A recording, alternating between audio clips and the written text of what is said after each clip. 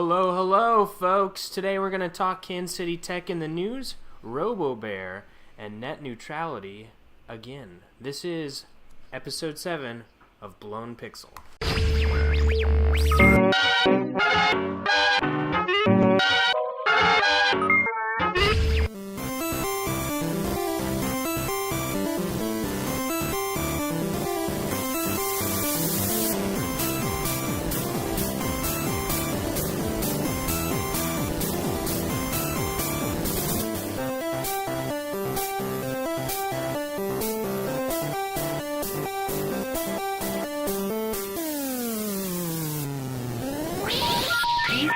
Try again.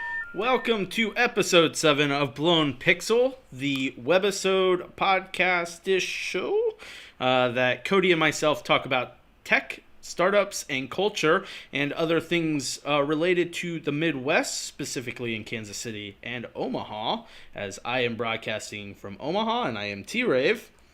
And I am Cody Beasley from Kansas City, Missouri. Excellent. This episode is either going to be the best one we've ever done, or it's going to be a train wreck lit on fire, because we're kind of shaping things a little bit different. Every time. Every time. But we've made it 7 times. This is the 7th time. That's impressive. It is impressive. I am very proud of ourselves for this long of a stint. Thank you, everyone, for joining us and tagging along with this circus of things. So, yeah, Kansas City, what is happening? What is on the docket? What can people expect? Well, you can expect all kinds of crazy. In fact, there are 2 big events that are about to come up that I'm super excited for. They're very near and dear to my heart.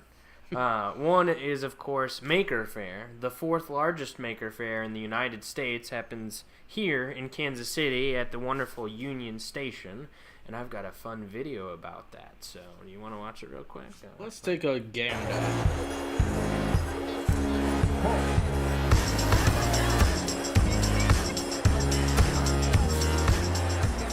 I really like the maker movement. Give it a try, you never know.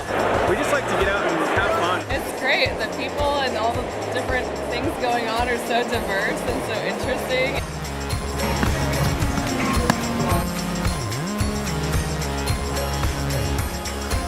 It's just a huge community building event. It's just been really fun to come together and see the community and making things, doing things, and creating. Had a great time meeting people and selling our product. Ideas that people have are just phenomenal. Possibilities are completely endless. Basically we're building the product that we wanted when we were 12 or 13 years old. So we've always wanted this type of stuff, so now we're able to really do it. A lot of different types of people, lots of different artisans, different interests and skill sets, so it's pretty cool. It's a pretty diverse experience. We are looking to bring locally made goods to the forefront of people's minds. Build it and they will come.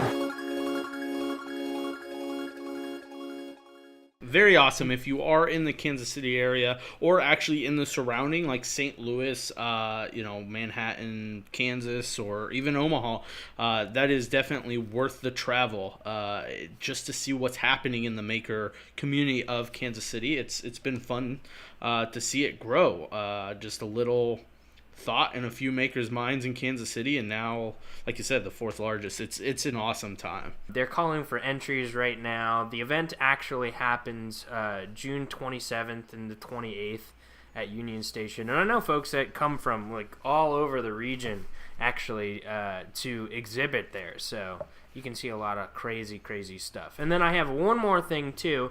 Of course, the Kansas City Comic-Con is coming, and that is March 13th through the 15th. So it's coming up real soon. You can just Google search for Planet Comic-Con, get some tickets there. Kind of in the same vein of nerdiness in the maker stuff. So if you're a fan of Doctor Who, both young and old Amy Pond will be there. Ooh. I think young Amy Pond was just added to the ballot, the docket, the something. The little girl that plays the young Amy Pond will be there. Unfortunately, John Barrowman, who actually plays Captain Jack Harkness, is not joining.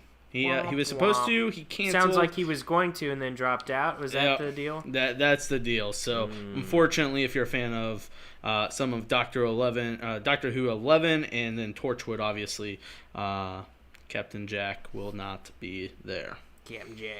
Captain Jack. So I think it's been pretty cold in both locations. Actually, we've had a ride up and down with weather up here in Omaha. Yesterday it was 50 degrees in the afternoon and rainy. And then within an hour, dropped to 20 and started snowing. So that was a thing. Well, we had a cold day all day yesterday with snow. And then today, waking up to like 1 degree weather. I've been wearing my Sporting KC hat, especially to kind of not only keep my head warm, but to shield you guys from the terribleness that is my hair right now. Cool. In the Omaha area, if you haven't heard or you are looking for advancing your skills and development, Omaha Code School is opening their registration now. You can get signed up for that. It is not cheap, but it is an extensive 12 weeks of schooling where you learn Ruby on Rails, JavaScript, a lot of different development languages, and it's a school. It really is. At Flywheel, we were the first company to hire a graduate of Class 1 from Omaha Code School. And like just listening to his experience it's fantastic. Sumit and Raul, who put it on from Big Wheel Brigade, does a great job with it. Like I said, it is kind of pricey, but it is a school for 12 weeks, and it's intensive. So that's coming up. You can kind of sign up for that and go from there. And then Big Omaha has finally been kind of solidified and announced, which is a Silicon Prairie News event. If you're not familiar with Big Omaha, you are living under a rock. It is a very popular conference that started, I believe, I think this is the 7th year, and it's always a great time. It'll be interesting to see this year as Silicon Prairie News has changed hands. It has been acquired this year, and so the event is still being kind of put on by Caleb, or being set up by Caleb, who has done it for years, but just kind of different overall heads behind it. But that is the news in Omaha for events and such. So what we've got on the docket today is I've got a bunch of Kansas City. I'm in a Kansas City mood, T-Rave, and I've got a couple articles to talk about that. So without further ado, there was an article that I saw today that was really, really good. In fact, I think Ilya talked with the guy, one of our friends, Ilya, and I think it's a TechCrunch article, actually, and it's called "Before You Fly Over Kansas City, Read This." And it's a kind of tongue-in-cheek, very humorous in places, but really it kind of identifies some really pertinent pieces in the Kansas City tech scene right now. He says, yeah, we got Google Fiber before you did, so get over it. Because we can't have this conversation until you consider the idea that Kansas City might actually be for real. And so, of course, the article continues to go, and they talk about, where Kansas City's tech scene is kind of exploding right now, but we have some funding issues, and it's becoming very plausible to actually stay in Kansas City, operate at a really low cost, and then bring in money from the coasts. And so it just talks about some of those possibilities. I put it up on the Facebook page today, and it's a very, very good read. This is conversations that happen very, very commonly in the Kansas City tech scene, so give it a read, and I'll pop a link up there too. For the whole Midwest, this is kind of a good article from TechCrunch is a very large publication that actually more focuses on, the startups of Silicon Valley, Silicon Alley, the New York City type of things.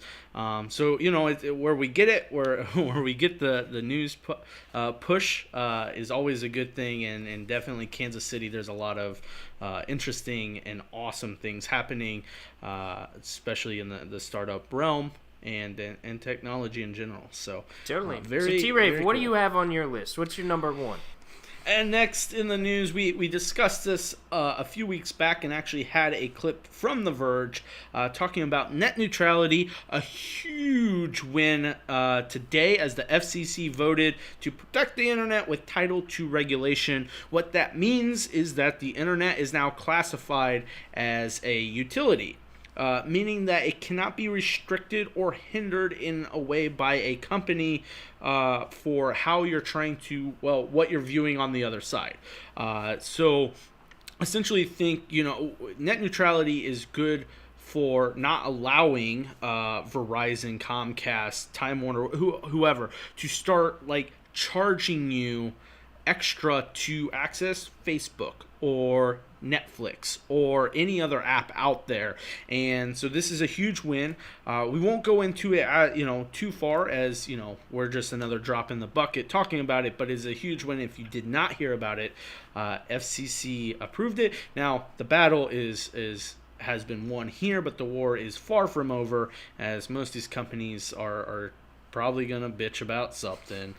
Well, no, they're all gearing up to take all this to court. So what I liked about all of this that I didn't even think about, this includes mobile internet service. Yep, I did see that. And in fact, in the if you guys want a big prepper on what all this means, go back a couple episodes. I don't remember which episode it was, but it's episode 3 maybe. Yeah, something like that. I don't know. But anyway, we actually cover these proceedings and kind of what the conversation is about. And we've got some clips from the Verge article that talks about it a little more in depth. So, yep. Very cool. Great news for us interweb users viewing the Giphy cats of the world. So, on that note, speaking of mobile, since I, of course, am a web developer myself and do all kinds of web, responsive, etc., looks like Google will be actually ranking mobile-friendly sites on April 21st higher. So there's a huge precedent here to get more mobile-friendly sites so that you start getting that sweet SEO juice.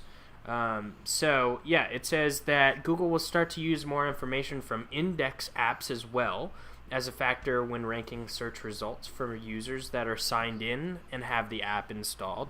I've seen a couple of these, I think The Verge has like a Google Plus hook in and things like that.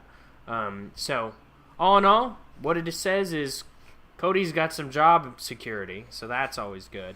But T-Rave has a lot more questions to answer from all the site owners that use WordPress on Flywheel. Yes, very much so. So anyway, make your sites responsive. Give me money or something to do it. It's funny that we're in 2015 and this is finally being implemented. And that Google is forcing it, or not, they're incentivizing, just like they're incentivizing for your site to have SSL on it. And Google is the biggest player that's shouting from a rooftop that says, hey, you need to do this because we're going to rank you because, everyone goes to Google to search for you. And so mobile, SSL, also site speed, the faster your site is, the higher they rank.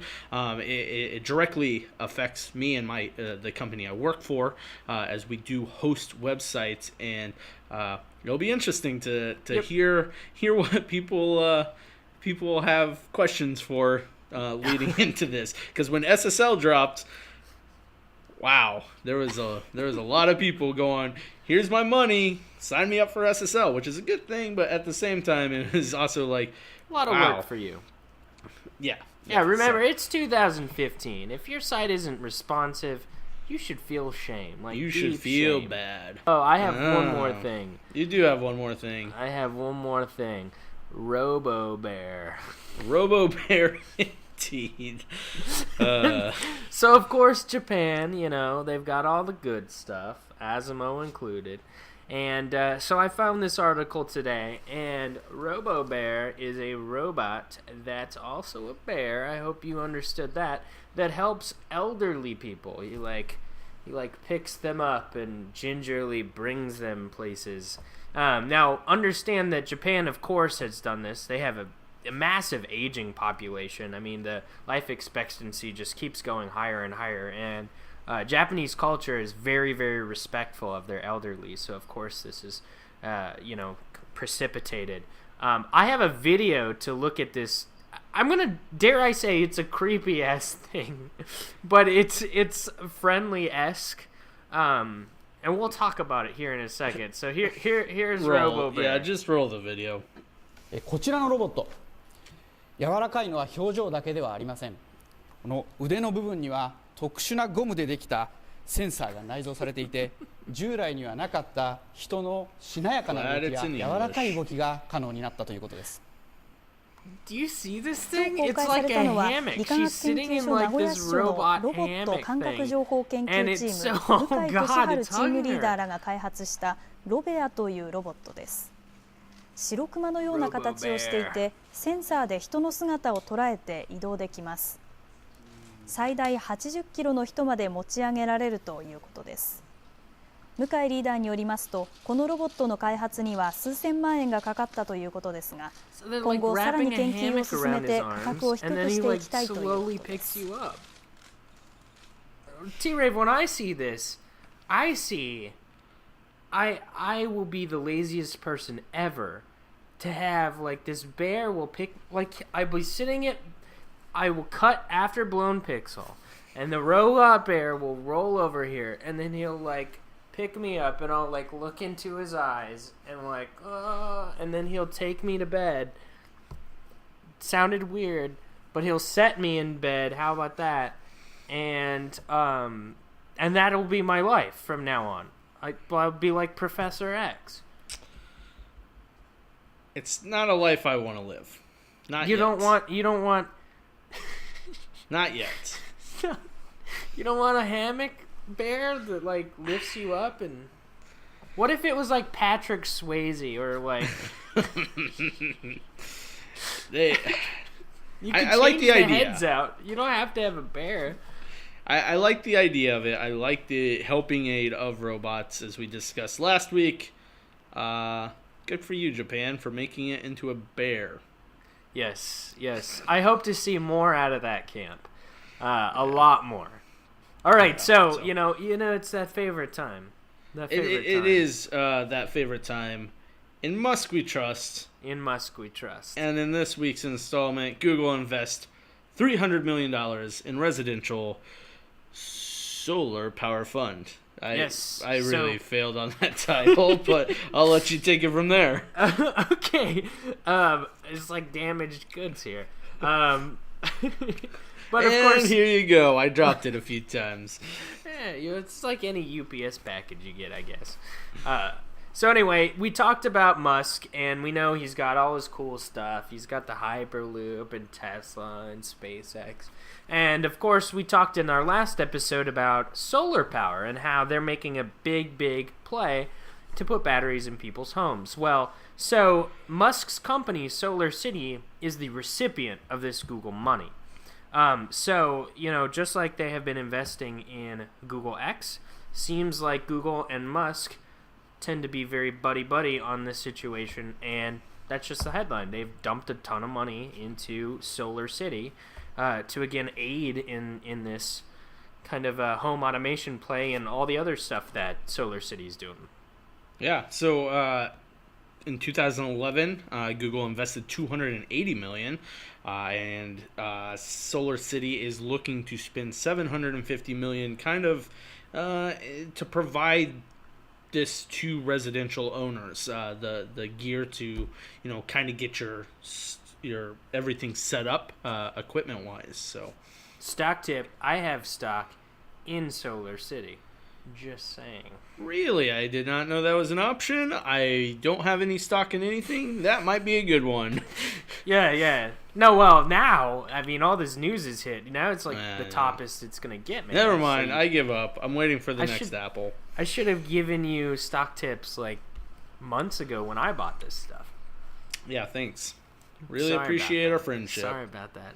A lot of money has been made by me giving people just half-ass stock advice that I think is just pure luck. It's just probability and everything else. My dad made like a bunch of money off of SanDisk. I told him to like buy that because I was thinking Toshiba might buy him, and so like he made a bunch of money off of that. It was funny. It was something like 1,200% return or something insane. Yeah. Anyway, what else do we have on here? Do we have anything else? That's Are it. we done? You know, yeah. So last week the edited version of episode 6, we actually cut out show and tell. We kind of cut it from this episode as we tend to blabber on about other things, and we are respectful of your time. Kind of. Well, kind of. I mean, yes and no. I mean, you walked into this willingly. Let's be honest. Broke on, right? But, nothing else that has...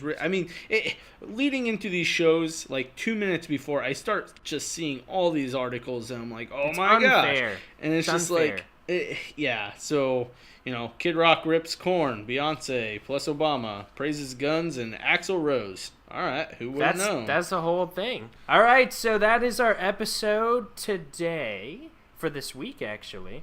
And we will see you next week, but...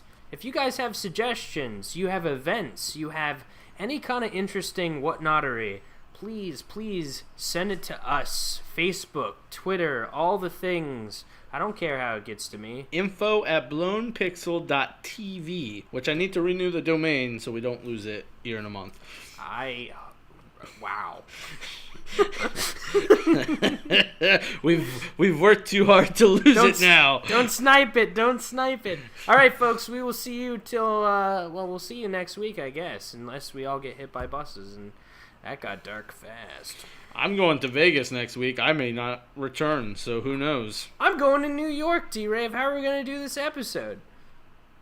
I mean, I'm back on Thursday. I guess it's going to be me talking into a camera. That's what we do every time. I will actually be in New York next Thursday, so we got to figure that out. But maybe we take a break next week. Let things simmer. I'm gonna just take pictures of myself, still images, and then you can like read over my face, or get one of those cool paper masks that you can like make the mouth and then you can put it up to your lips and go. Yeah, that's one idea. All right, we're done. Anyway, this is the episode. Yep, see you guys later. Bye. Please hang up and try again.